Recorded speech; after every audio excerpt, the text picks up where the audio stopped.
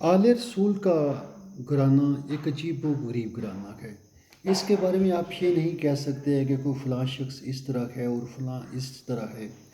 वो हमारी सोच और फ़िक्र से बहुत बुलंद है। एक तो आले रसूल है, उसके बाद उसकी औलाद और उसमें जो मिस्टिसिज़्म चल रहा है, मिस्टिक वर्ल्ड है, वो आले रसूल में ज़रूर मौजूद रहती है, उस ख़ानदान के अंदर मौजूद रहती है। तो इस तरह मैं स्कर्दू रहा हूँ 6 साल तकरीबन मैंने वहाँ काम किया। तो वहाँ मेरी एक मुलाकात प्रोफ़ेसर साहब से हो गई। प्रोफ़ेसर खुर्शीद उनका नाम था, जिनका तल्लुक रावलपिंडी से था।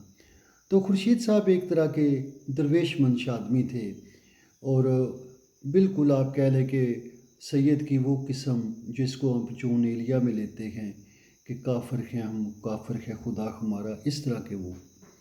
तो ये नहीं कि वो करैक्टर उनका लूज़ था, he was the wonderful character.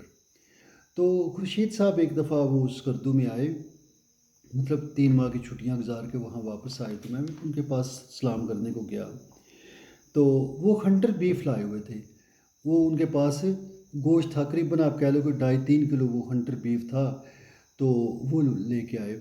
तो मुझे क्या वो ला के उन्होंने सामने रखा और मैंने सोचा कि खुर्शीद साहब के पास जो कुछ होता है, वो तो लोगों को खिला देते हैं। मतलब जो कुछ उसके पास होता, वो दे देता था। ये उसकी बड़ी पक्की आदत थी कि जो जब भी कोई उसके पास मेहमान आया, जिस किस्म का मेहमान आया, उसको खूब खिदमत वो करता था।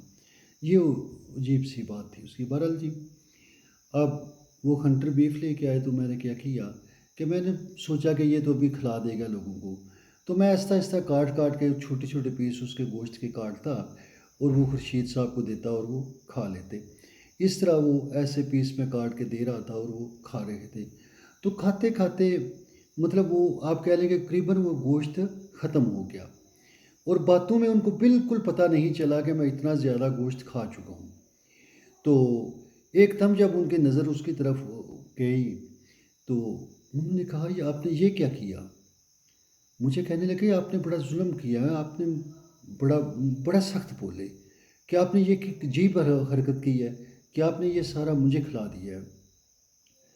तो मैंने कहा कि आपने भी तो लोगों को खिला देना था। तो मुझे कहने लगे कि तुम नहीं समझे हो। तो आप दीदा हो गए, उनकी आँखों में आँसू आ गए। तो कहने लगे, "सुनो, एक दफ़ा मौला अली यहूदी के बाग में मज़दूरी कर रहे थे।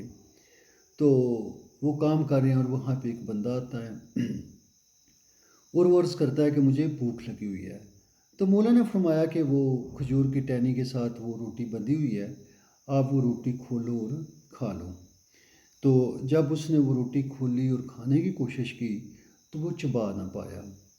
तो वो परेशान होके कहता है, "ये रोटी तो खाने के काबिल नहीं है।" तो आपने फ़रमाया, "आप मदीना तो पहुँचे हुए हो, वहाँ पे हाशमी मोहल्ला है, वहाँ चले जाओ, तो वहाँ पे तुमको खाना मिल जाएगा।" तो वो बंदा जाता है तो वहाँ पे उसको खाना हसनैन पेश करते हैं और वो खाना खा लेता है। अब खाना खाने के बाद वो थोड़ा-सा खाना पस-ए-अंदाज़ कर रहा है, यानी छुपाने की कोशिश कर रहा है। तो हसनैन करीमैन उससे पूछते हैं, "भाई जब तुम खा चुके तो अब खाना ये क्यों साथ में वो बाँध रखे हो?" तो उसने कहा कि वहाँ पे एक मज़दूर है जो कि मज़दूरी कर रहा है, मगर उसका खाना खाने के काबिल है नहीं। उसकी रोटी तो इतनी सख्त है, जौ की रोटी है।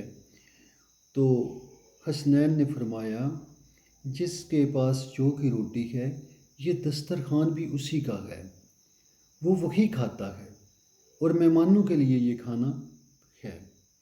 तो प्रोफ़ेसर जब ये वाक़या बयान कर रहा था, तो उसकी आँखों में सुर्ख़ लाल आँखें उसकी थी और आँखों में बड़े-बड़े आँसू आ गए।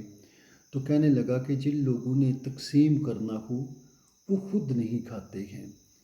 ये दरवेशों की, वलियों की एक करैक्टरिस्टिक्स होता है कि वो अपने हिस्से का दूसरों को दे के खुश होते हैं और ख़ुद अपने पेट को पीछे रखते हैं। आप जहाँ भी देखते हैं कि दरबार हैं बुज़ुर्गों के या इस तरह के, वहाँ पे लाखों हज़ारों लोगों को खाना मिल रहा है। आप जाएँ, देखें तो आपको पता चलेगा कि वहाँ पे सुबह शाम वहाँ पे लंगर खुले हुए हैं। बहुत सारे बुज़ुर्गों के बाज़ारों पे आपको لنگر مل جائے گا۔ تو کیا وجہ ہے؟ اسی لیے کہ وہ لوگ اپنی آپ کی بجائے دوسروں کو ترجیح دیتے تھے۔ تو مولا علی کے گھرانے کی یہ کریکٹرسٹکس ہے، یہ کوالٹی ہے۔ اب آپ اس کوالٹی والے انسان کو ان لوگوں کے ساتھ کمپیئر کرو کہ جن کی لالچ دنیا اور کمیونگی کے سوا کچھ بھی نہیں ہے، جن کی زندگی کا مقصد دنیا ہو۔ اور مولا علی کے آج ماننے والے بھی وہ لوگ ہیں جن کی زندگی کا مقصد انسانیت کی بھلائی ہے۔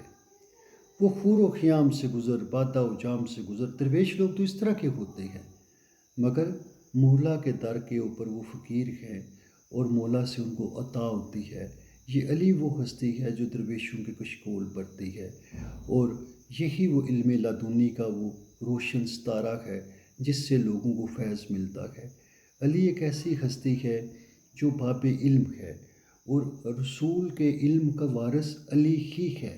اس کے علاوہ کوئی وہ نہیں ہے جس سے آپ کو علم ملے۔ سٹوریاں بہت بنی ہوئی ہیں، نان سینس قسم کی سٹوریاں آپ کو ملیں گی، مگر حقیقت یہ ہے کہ وہ یہ در ہے جو در آپ کو کامیاب کر دیتا ہے۔ یہ در آپ کو اعلیٰ اور افضل انسان بنا دیتا ہے، آپ کے اندر اعلیٰ کریکٹرسٹکس اور خوبیاں پیدا کر دیتا ہے، آپ کو وہ انسان بناتا ہے جو خالق کا مطلوب و مقصود ہے اور جس کے لیے اللہ نے انسان کو پیدا کیا ہے۔ یہ آل رسول کے در پہ یہ چیز ملتی ہے۔ کیوں؟ کیونکہ وہاں پہ آنا مدینۃ العلم و علی بابو خاں کا لفظ لکھا ہوا ہے، اور وہ ہمیشہ کے لیے ہے اور ہمیشہ سے ہے۔ تو ہمیں ایسے خاندان کو پہچاننا چاہیے۔ یہ جھگڑے، یہ لڑائیاں، یہ سارے اسلام کے خلاف ایک بہت بڑی بھیانک سازش ہے۔ یہ ایک سازش کا کام ہو رہا ہے کہ اس میں جھگڑے پیدا کر دیے جائیں، لڑائیاں پیدا کر دی جائیں تاکہ مسلمان گروہ نہ کر سکے۔ اگر کوئی کسی کو مانتا ہے، چلیں علی کے کسی دشمن کو ہی وہ مانتا ہے، تو یہ اس کی پرسنالٹی کا ٹریٹ ہے، اس کا اپنا کریکٹرسٹک ہے، اس کو وہی چیز پسند آ سکتی ہے۔ کوئی علی کو پسند کرتا ہے تو یہ اس کی شخصیت کا اپنا ایک بینٹ ہے، اس کا مائنڈ ہے، اس کا تھاٹ پروسیس ہے، جس کی وجہ سے وہ علی کو لائک کرتا ہے۔ اور علی کو کوئی ڈس لائک کرتا ہے تو یہ بھی اس کا اپنا بینٹ آف مائنڈ ہے۔ تو اس کے اوپر لڑنے کی کوئی بات نہیں ہے، جھگڑنے کی کوئی بات نہیں ہے، مگر یہ ضرور یاد رکھو، رسول خدا نے جس ہستی کی محبت ہم پہ واجب کی ہے اس کا نام علی ہے۔ بہت شکریہ۔